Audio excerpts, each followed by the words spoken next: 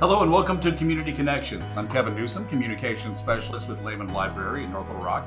And today I'm joined by Attorney Bill Waddell, and he's written a book called The Palindromic Pledge. Pretty good stuff here. Bill, thank you for coming. Appreciate you being here today.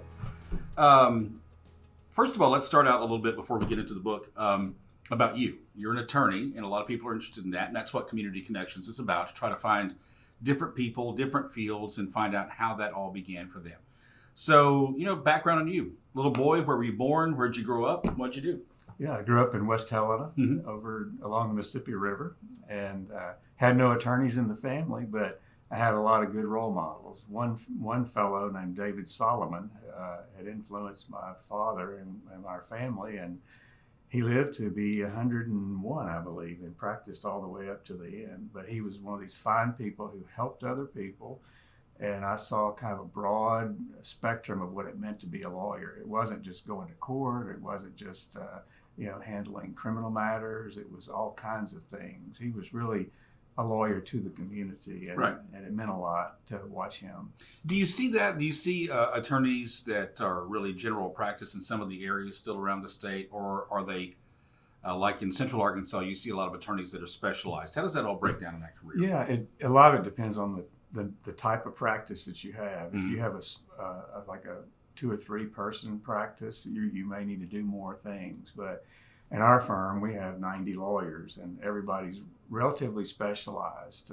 There's a few of us that are more generalist, but I'm primarily a trial lawyer, meaning that everything I do is based in litigation, with the exception of a couple of clients that I do.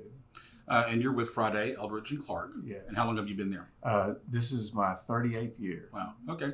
When you say trial lawyer, that's always the thing that most of us see if we're watching TV or watching a show. We see, Law and Order. We see, NCIS, and you see these cases going to trial, and that's what it all ends up being.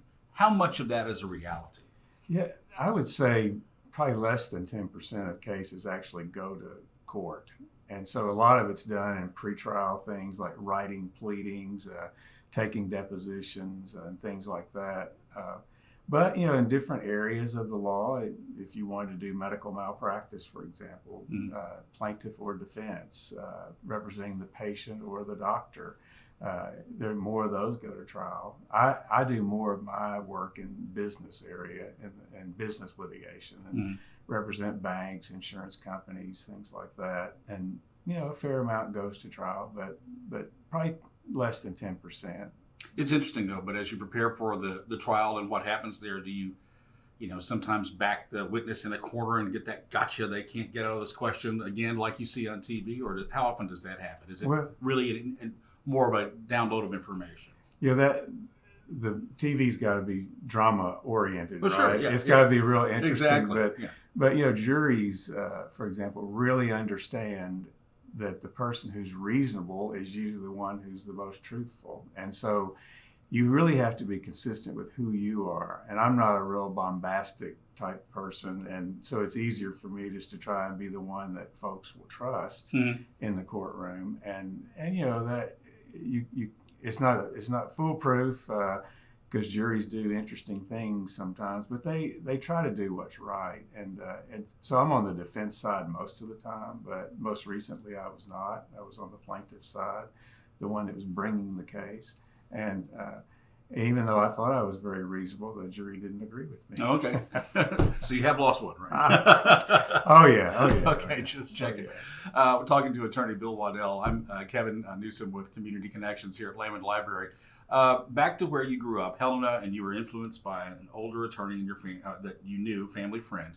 But how did that influence go from, this is neat to this is going to be a career? I mean, what did you do what made you feel that spark to follow that path?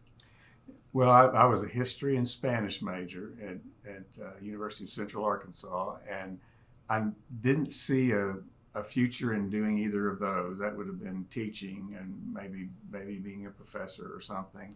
But I love to read and write, and so many of the lawyers I knew said, if you love to read and write, the law is for you, because no matter what kind of law you do, reading and writing is crucial, and being able to communicate with folks is so crucial. We have to read a lot, and we write quite a bit too, and so it seemed like a natural connection, but to be real honest, what got me there, what pushed me towards the law was thinking about helping other people. And I think most people who go into the law don't go into it to think, I want to be that bombastic attorney whacking people in the corner, or I want to make a lot of money. It's not. It's really helping folks that generate a lot of the interest for law school. So when you get out of law school, you decide how you want to live your life as a lawyer, and so some people get put into a financial situation where they need to make more money and do different things. But we see in all of the young lawyers who come into our firm that they really want to do things to help people. It kind of energizes them for why they chose. And for me, for all of my 38 years, it's been just a key thing. Started out immediately doing pro bono adoptions. Pro bono meaning, we say for free, but for good. It means for good, and doing that and helping people, and then we just continued through that. And so I say I practice law for pay so that I can support my family. Right. But I do a lot of the pro bono work to get the kind of the good of the practice, where you feel good that you've helped someone, and that was that was really the main reason. And I think young people, they don't want to go into a profession where they can't see themselves being in a helping role or doing good or something like that. So that's one of the biggest questions we get when we interview new lawyer candidates at our firm is do you support me doing this pro bono work? And so you've got to be good at what you're doing, whether it's criminal, civil, transactional, litigation. You got to develop those skills, and you can do that. But in the end, you want to be happy with what you're doing. Very good. Where did you go to school? UCA, but then step up and I went go to the University of Arkansas Little Rock School of Law, which is now Bowen School of Law. Yeah, and it was a great school. It was over where the bankruptcy court is now downtown. It wasn't in the building out by the interstate, and it was just a great school, very practical. I mean, one of the great things about going to law school in Arkansas is we have 2 law schools, but if you're in the central Arkansas area where a lot of the people watching your show will be, they are wanting young students. They want diverse students. They do a really good job with helping folks to make it through the law school, and you have practical opportunities here. So from the very beginning, I was able to work in a law firm as a law clerk, including the one I ultimately was able to join.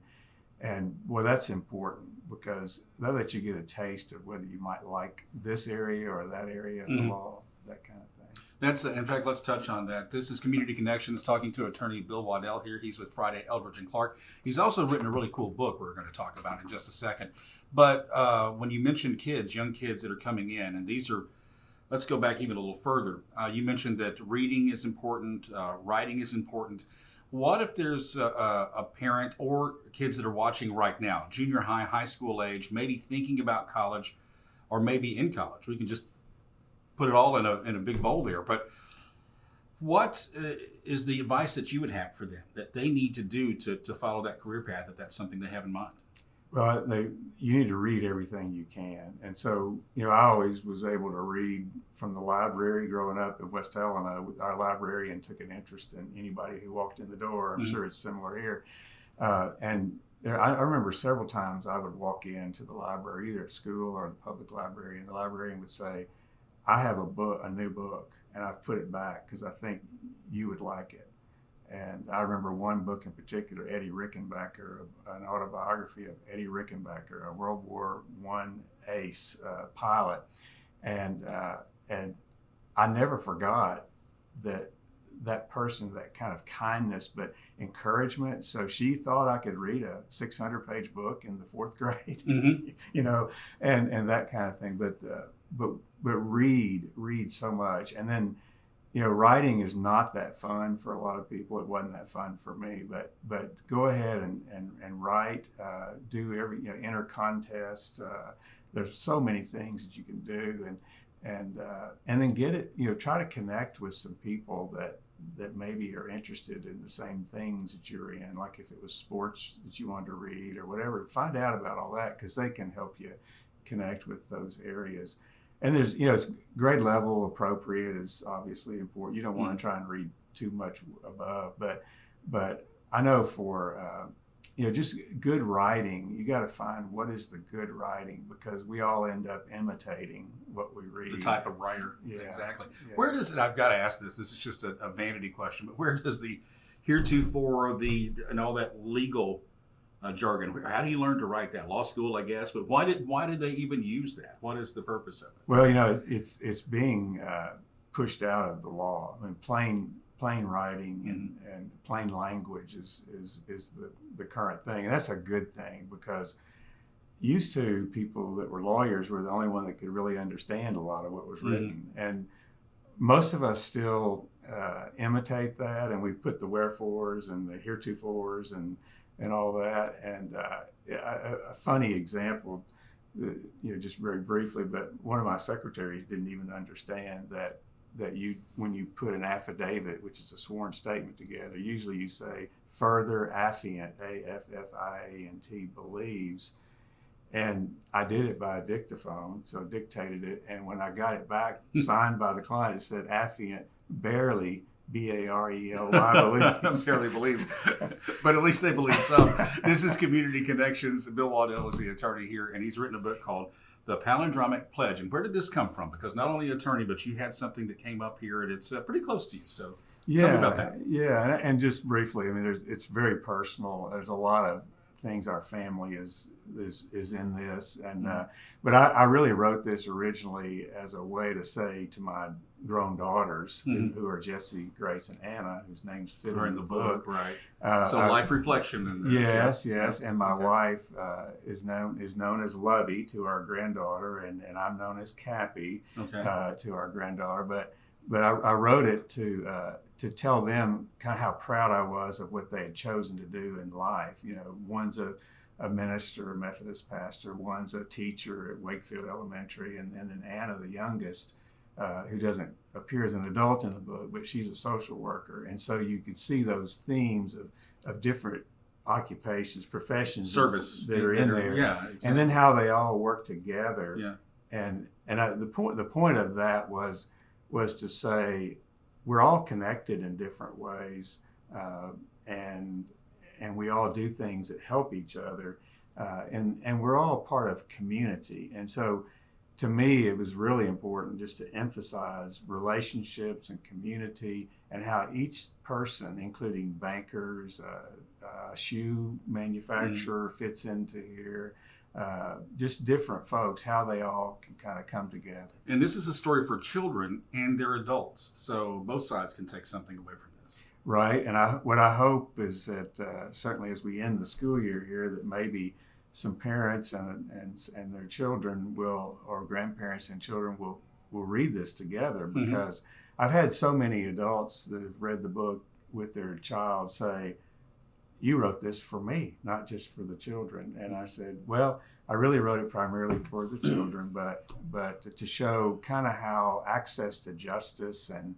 themes like helping each other with social needs, housing, food insecurity, things like that, health, can be accomplished by someone who's a lawyer, but better when everybody works together. Right. How did you transition and make it something that was understandable to both children and adults? Well, as we all know, that's a challenge. Yes, as you know, sometimes you write things in different levels, and we say in the law firm, we write to the judge, we write for the jury, we write to the opposing counsel, we write for our clients. So we're kind of used to writing on different levels, but here I had listened, for example, to my daughter, who's the teacher at Wakefield, talk about her students and what they were going through, and a lot of them were Hispanic, and so I knew a lot of those kinds of stories, and And this is a story that's actually in here about the young girl named Rocio. I didn't use the real name. Her name's not really Rocio, but I became aware of this situation through a medical legal partnership that we have in Clarendon. And I combined my daughter's stories with what I had experienced in the medical legal partnership, and just thought, this is a good example to show what our community is. It actually is this way in Clarendon, Arkansas, and East Arkansas, but also what it could be in other places. And I use the Pledge of Allegiance to kind of try and tie it all together, because we all have that in common. We all say the Pledge of Allegiance routinely. And a lot of times we don't think about what the words mean. But so the idea here was connect with what kids do every day. You know, they have friends, they say the Pledge of Allegiance, they have summer vacations, they do this and do that. And also to use that to message up to adults who maybe they can encourage some of this. Very good. Bill Waddell, attorney, Friday, Eldredge and Clark. We've got some copies of this, the Palindromic Pledge, in our children's department. And so if you want to come by and pick them up, we've got a few copies while they last. Love to have you do that and read this to your kids too. Bill, thanks so much for being here today for Community Connections. We really appreciate everything, appreciate the information, and best wishes to you. Thank you. My pleasure. We'll catch you next time.